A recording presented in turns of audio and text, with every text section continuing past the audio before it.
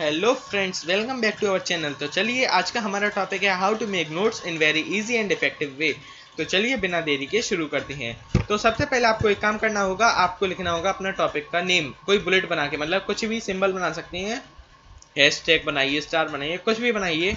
उसके बाद लिखिए टॉपिक का नेम। उसके बाद नीचे आप कुछ भी और सिंबल बना के उसके अबाउट योर टॉपिक, मतलब उसके बारे में लिखिए, कितना भी मैटर है उसके अंदर का, जितना भी इंपॉर्टेंट चैप्टर पढ़िए, टॉपिक पढ़िए। उसके बाद अपने मन में रिवाइज करके उस टॉपिक के अंदर लिखिए नोट्स में।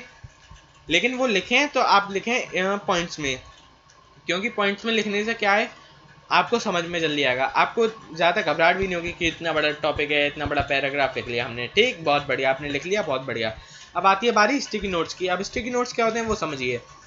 आपने एक पीस ऑफ पेपर लिया, आपने टॉपिक पढ़ा, आपको लगा ये लाइन बहुत इंपॉर्टेंट है, यानी कि ये हमसे पेपर में पूछ ली जा सकती है, इसलिए आप एक पीस ऑफ पेपर लीजिए छोटा सा, उसके ऊपर लिखिए लाइन वो, और जहाँ पे नोट्स बना रहे हैं आप बीच में पेस्ट कर दीजिए। इससे क्या है, आपको वो नोट्स देखने में बहुत डिफरेंट और अच्छा लगेगा।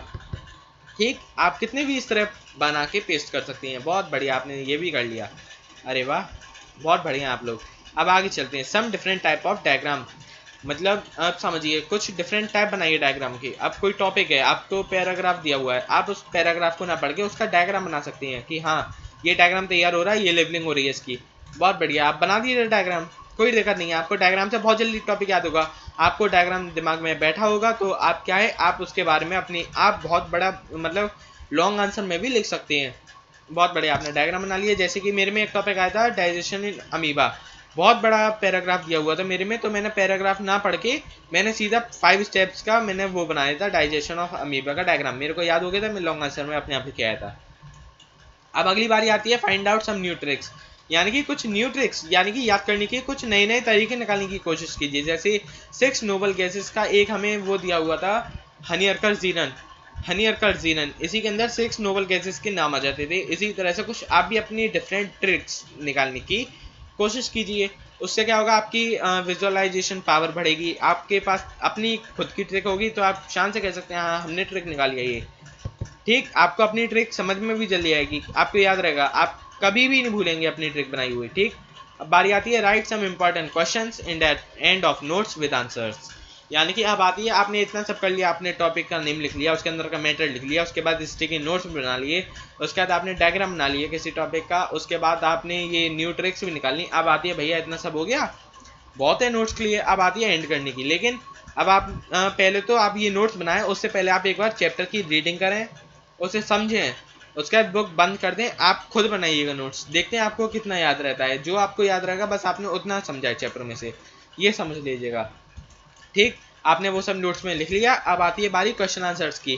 आपकी एस चांद की जो रेफरेंस बुक होती है, उसके लास्ट में, जो चैप्टर के लास्ट में एक नोट वो दिए हुए होते हैं, एनसीईआरटी के क्वेश्चंस होते हैं, और जो है मतलब एस चांद की तरफ से भी कुछ क्वेश्चंस होते हैं, डायग्राम्स के कुछ क्वेश्चन होते हैं, उसमें तो मल्टीपल चॉइस क्वेश्चन भी होते हैं, मतलब short answer, one word answer, long answer, हर टाइप के क्वेश्चन होते हैं, उन्हें पढ़िए। उसके आंसर्स भी दिए होते हैं, वो पढ़िए। उसके बाद उसमें से जो आपको लगे मेन कि हाँ ये मेन है, ये क्वेश्चन में पेपर में पूछ लिया जा सकता है, वो आप क्या है अपने नोट्स के एंड में उतार लीजिए।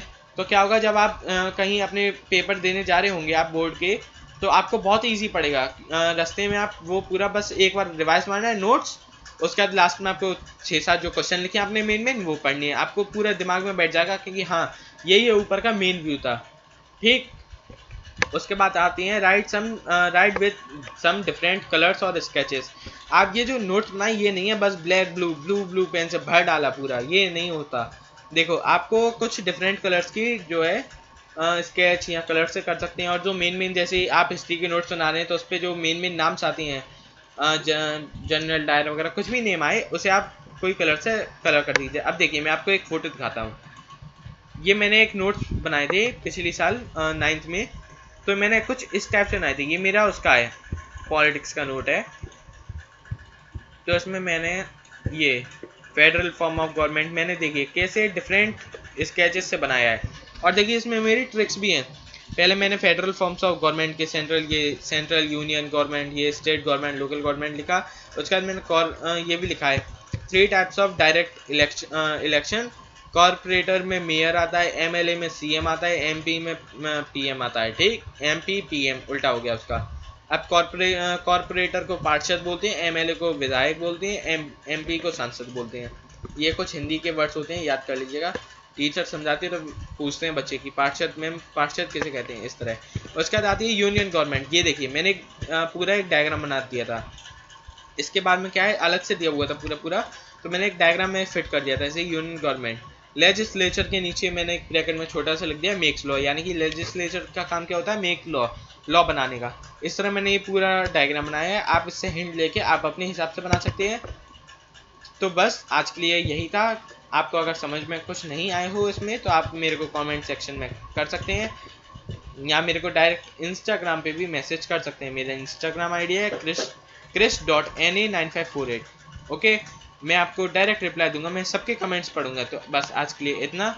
अगर आपको मेरी वीडियो अच्छी लगी हो तो लाइक करें, सब्सक्राइब करें, शेयर करें, कमेंट ज़रूर करें और प्रेस द बेल आइकन, जिससे कि आप मेरे सारे जो नोटिफिकेशंस आए वो आपके पास सबसे पहले पहुंच सकें। और मैं लेक्चर्स भी लाता हूं। मैं अभी एक पार्ट ले आया हूं, एक एपिसोड ले आया था केमिकल रिएक्शन का। अब उसका सेकंड एपिसोड भी बहुत जल्द आने वाला है, 1-2 दिन के अंदर। इसलिए सब्सक्राइब बने रहें, हमारे साथ जुड़े रहें। कोई भी दिक्कत होती है, किसी भी टॉपिक से कोई भी डाउट है, क्वायरी है, आप मेरे को कमेंट सेक्शन में बता सकते हैं। तो बस आज के लिए इतना ही। बाय, मिलते हैं अपनी अगली वीडियो में। बाय।